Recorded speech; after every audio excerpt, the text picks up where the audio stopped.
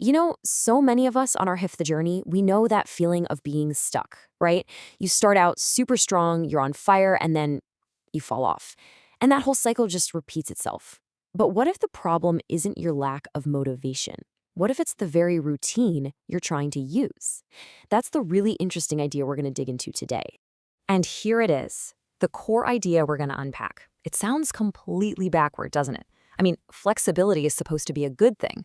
But when it comes to a long-term goal like memorizing the Quran, the argument here is that this "I'll do it when I feel like it" approach, well, that's the very thing that's holding you back. So let's dive into our first section, the motivation trap. And just to be clear, this isn't about calling anyone lazy. Not at all.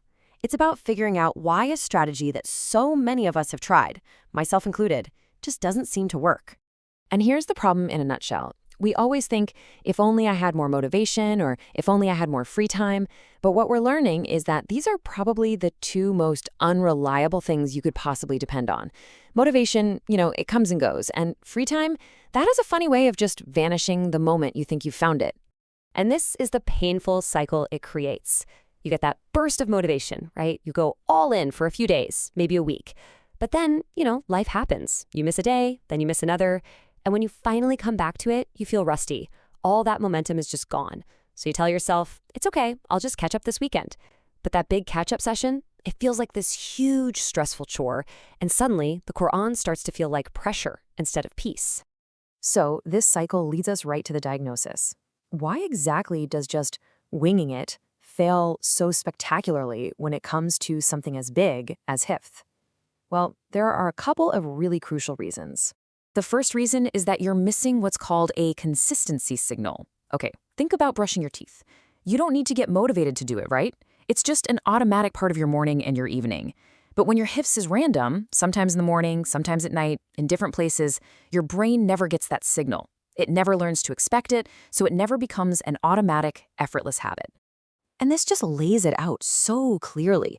The motivation-based approach is a total roller coaster. It's unreliable, it's stressful, and it leads to this slow, stuttering progress. But a system-based approach, that's designed to be consistent. It's automatic, and it leads to that beautiful compounding progress, where all these small daily efforts start to build into something absolutely massive over time. So here's the mindset shift that is so, so crucial. We have to stop chasing that perfect multi-hour Hifdh session that, let's be honest, almost never happens.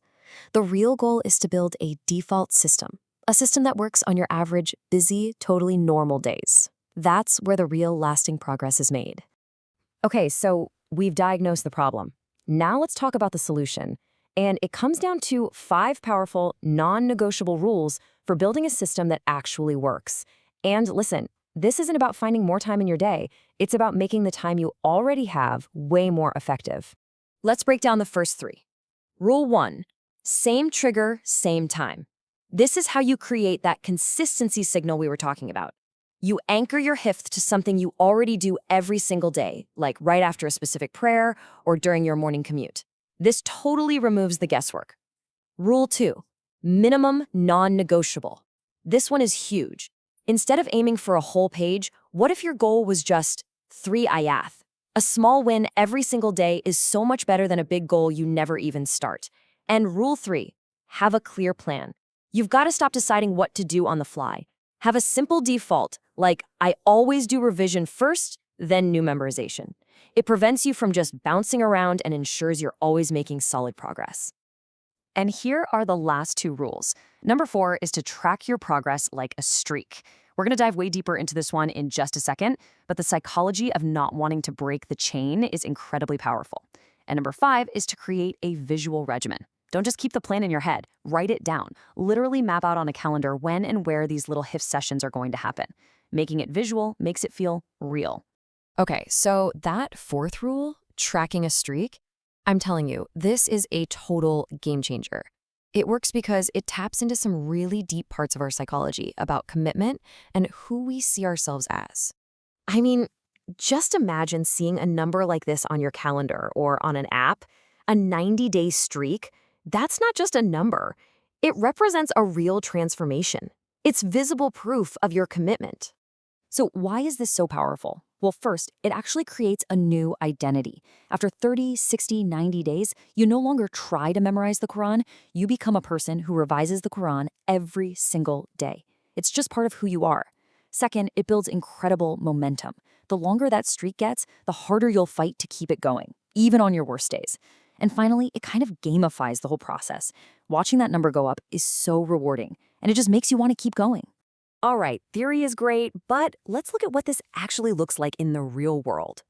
Here's a sample schedule for a really busy person who has a commute every day.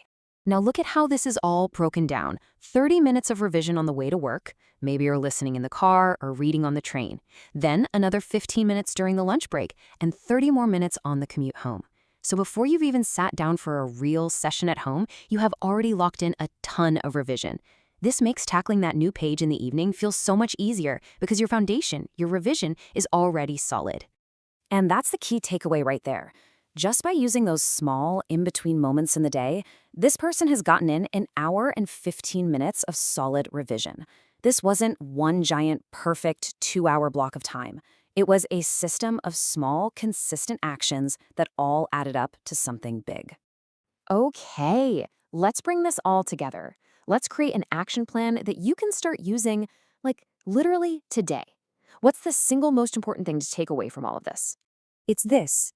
The goal is not to be perfect. The goal is not to erase all your past inconsistencies. Forget about catching up. The real goal is to build a system that is so strong, so baked into your daily life, that falling behind becomes really, really difficult in the first place. It's a huge shift from being reactive to being proactive.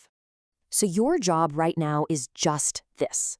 First, find your anchor. What's the one time of day you can most reliably protect for your Hifdhs? Second, set your absolute minimum.